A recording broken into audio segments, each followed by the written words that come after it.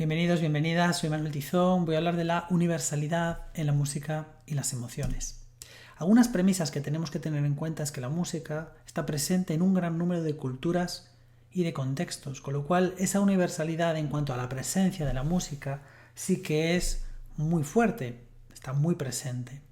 Hay diferentes teorías que defienden pues ese origen de la música, como por ejemplo la teoría de la comunicación preverbal, en donde los padres y los hijos tienen esa relación, en donde la música es un elemento importantísimo. Hablaremos también de la sincronización rítmica, que está presente en muy pocas especies animales, pero que en el ser humano está muy presente. Hablamos del ritmo como elemento fundamental, pues por ejemplo para las canciones de trabajo, para diversas actividades. Hablaremos en profundidad de lo que se denomina esto de la sincronización rítmica, el rhythmic entrainment, como así lo vamos a encontrar en la literatura científica. Y luego, por otro lado, hay que tener en cuenta que lo que se oye es importante también de cara a nuestra supervivencia. Incluso pues la expectativa, que es algo de lo que hablaremos en las siguientes diapositivas, porque predecir lo que va a ocurrir puede nada más y nada menos que salvarnos la vida en cuanto a, pues, a esa naturaleza o esa perspectiva biológica o evolutiva que le estamos dando en esta primera diapositiva. Tenemos que tener en cuenta también que las emociones básicas, esas llamadas emociones básicas, están presentes en todas las culturas. Y pues las emociones, al fin y al cabo, pues no son otra cosa que un elemento vinculado a nuestra supervivencia. ¿Por qué estamos diciendo estos ítems? ¿Por qué lo ponemos de relevancia? Porque nos estamos yendo hacia esa explicación de la universalidad y estos son elementos pues universales, lo que son las emociones básicas, lo que es la supervivencia y las emociones.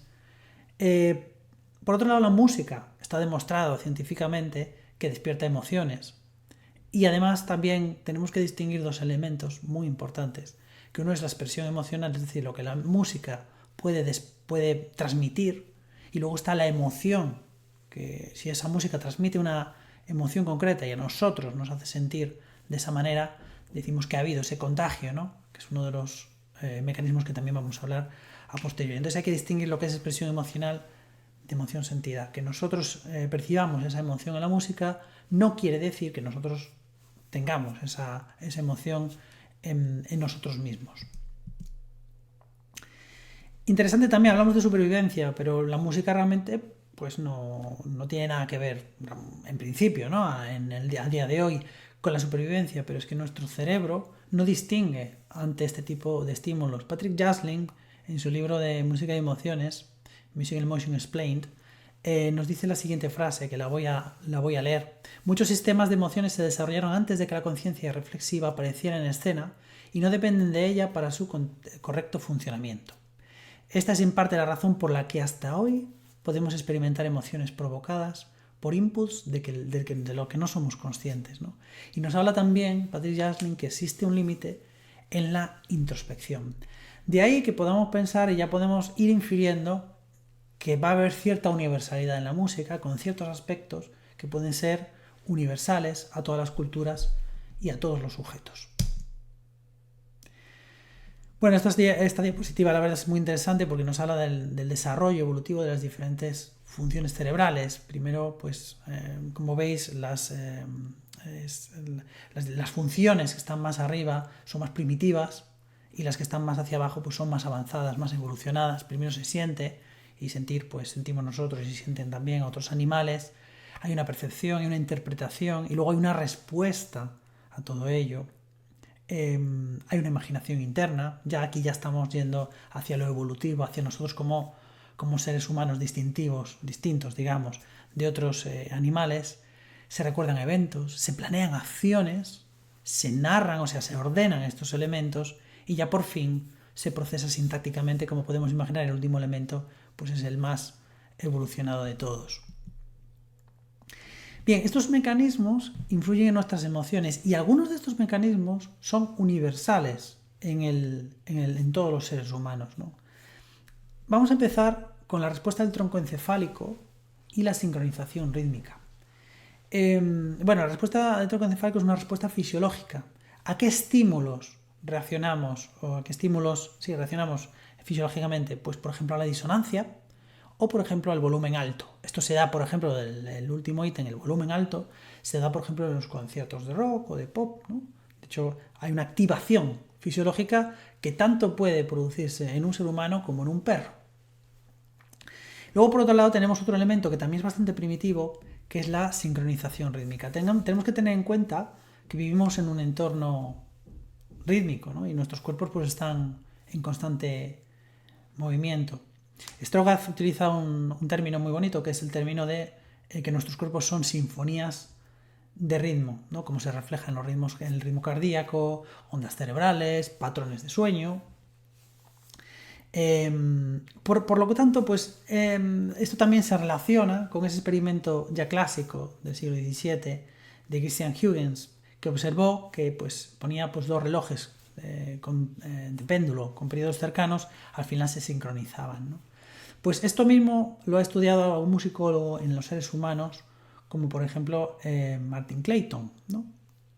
En donde pues afirma que nosotros pues hay una cierta sincronización cuando escuchamos una música concreta. ¿Quiere decir eso que un tempo a 60 nos hace ir a nosotros al latido del hombre sano, ¿no? Como decían algún teórico del Renacimiento? No es exactamente esto, ¿no? Hay diferentes modelos matemáticos que pueden explicar ciertas relaciones, ¿no? Pero sí que hay una sincronización y que esto existe, ¿no?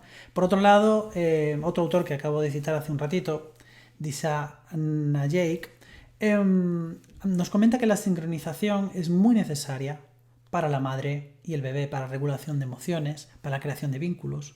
De hecho, hay estudios en donde se trabaja con canciones de nana y con los niños. Bien, el siguiente parámetro es el contagio. El contagio puede producirse de muchas maneras.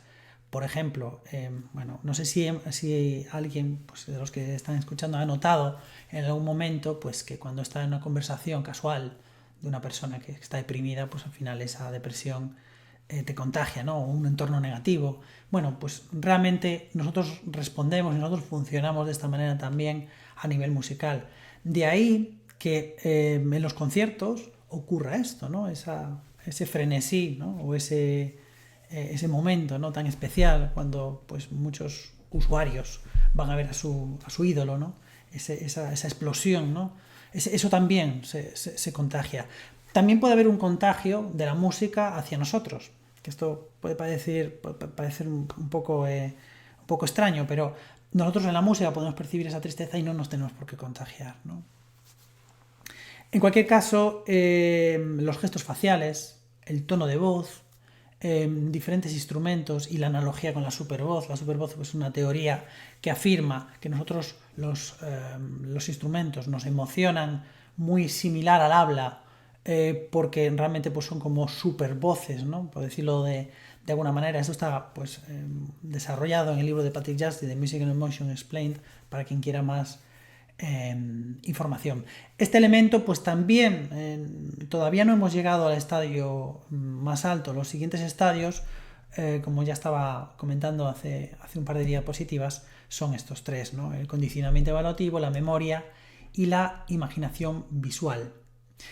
Con respecto al condicionamiento evaluativo, Gregory Rathsam descubrió en una serie de estudios que las actitudes afectivas hacia diversas piezas musicales, pinturas y fotografías podrían modificarse mediante almuerzos gratuitos, al menos mientras los participantes no eran conscientes de este objetivo de razonamiento. Recordemos también el famoso ejemplo que se estudia en primero de psicología de Pavlov, ¿no?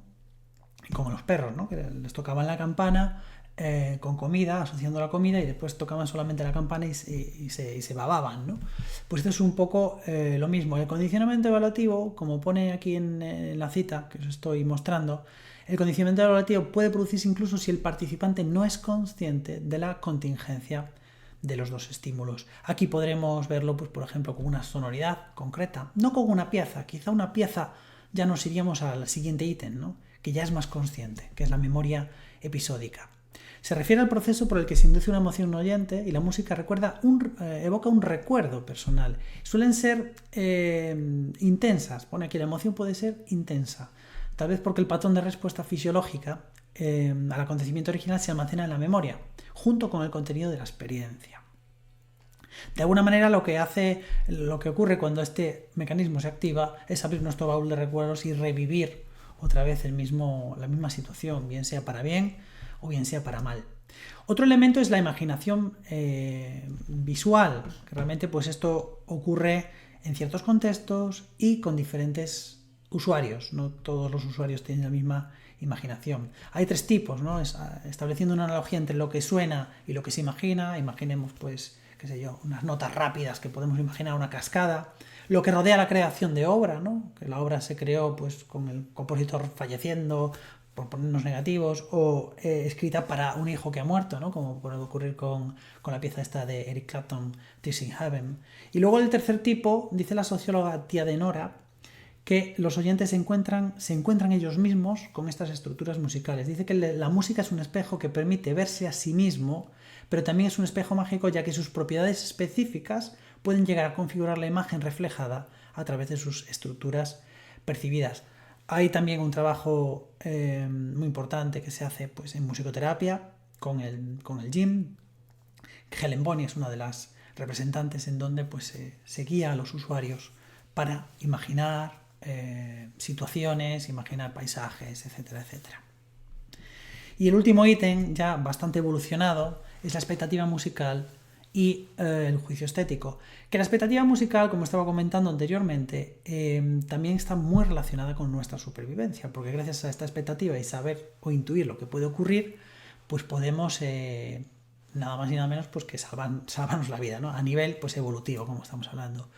En la expectativa musical hay 2 tipos, ¿no? Está la Gestalt, que todos pues conocemos y ahora mismo pues no tiene sentido por el tiempo ahondar en ella, y luego están los esquemas aprendidos, todo aquello que hemos aprendido y que sabemos cómo funciona. Y pone aquí una frase muy interesante de David Huron y Helmut Margulis, que la capacidad de predecir el futuro confiere obvios beneficios de supervivencia, incluso cuando el futuro predicho está a solo unos segundos de distancia. Y ya por fin, en el juicio, pues entran las preferencias, el concepto de belleza. Es un elemento muy complejo que tiene un alto componente de subjetividad. Dicho todo esto, podemos inferir lo siguiente, podemos concluir lo siguiente. El contexto influye en esas emociones, ya no solamente la cultura propiamente dicha, que aquí ya entraría en juego la memoria episódica. Imaginemos una cultura como los pigmeos del África, que le ponemos la marcha imperial de Darth Vader, pues posiblemente para ellos no signifique nada, pero para un canadiense, pues sí. También entraría aquí el contexto histórico, ¿verdad? En la historia de la escucha. No todas las épocas escuchábamos la música de la misma manera, no en todas las épocas existía el rock, no en todas las épocas existía el concierto público, etc., ¿no? Música e inculturación. Bueno, se ha demostrado que, por ejemplo, a la hora de tamborilear con los dedos, los sujetos de una misma cultura suelen tamborilear mucho mejor porque conocen esa música como es natural, con lo cual puede ocurrir que para un andaluz el flamenco suponga pues, una serie de cuestiones a nivel de pues, su memoria episódica, de su experiencia, de su expectativa, porque conoce la música, conoce ese modo frigio que va a caer en esa nota, conoce lo que es el fandango, etcétera, ¿no? Pero para una persona pues, de otro país pues no tiene por qué, ¿no?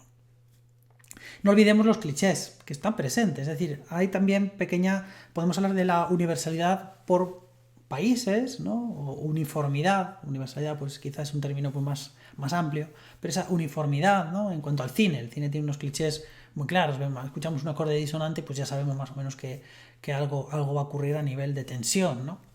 Y también distinguirlo y tenerlo en cuenta de cara pues, a la expresión emocional, que no es lo mismo que la emoción sentida. Memoria y emoción, nuestros recuerdos, ya no solamente la memoria propiamente dicha, sino también ese mecanismo que habíamos visto anteriormente, que hace referencia pues, a lo que denominamos del condicionamiento evaluativo, que no es tan consciente como la memoria, como estábamos comentando, la memoria episódica. Tener en cuenta la imaginación, dependiendo de si ciertos usuarios tienen más o menos imaginación. Depende del contexto, que lo comentamos anteriormente, pero aquí también entra la imaginación. Para el método Jin, de imágenes visuales guiadas, que hablamos de Helen Bonney como una de las representantes, se utiliza pues, lugares más oscuros para que se fomente mucho más la imaginación. La personalidad también influye y ahora se está investigando bastante. Una personalidad, sabemos que hay diferentes tipos de personalidad, como el neuroticismo, como el abierto a la experiencia. Todos ellos van a sentir y van a percibir la música de una manera distinta. Con lo cual, pues podemos hablar de que algunos elementos gozan de una mayor universalidad, ¿no? El tronco encefálico, esa disonancia, o la sincronización rítmica, o podemos trabajar el condicionamiento evaluativo en los sujetos de una manera pues más o menos homogénea. Con lo cual volvemos a la diapositiva del principio, que ahora no la voy a indicar, pero recordemos que las emociones pues son las básicas, son universales y que en prácticamente todas las culturas pues tenemos música, con lo cual cierta universalidad sí que hay y esa es la conclusión final a la que llegamos, ¿no? La música y las emociones son universales, hablamos de un universalismo moderado, porque hemos visto que hay elementos que son pues comunes a todos los individuos, pero hay otros que son propios de culturas y de sujetos, y los sujetos pues experiencias, memoria, etcétera. Nosotros, si nosotros encontramos a un sujeto que nos dice que esto le representa una determinada emoción que va en contra de todos los demás, es igualmente válido. Entonces ahí entra en juego pues la propia subjetividad del individuo, como estamos comentando. Bueno, pues muchas gracias por su atención y nos vemos en el futuro. Hasta luego.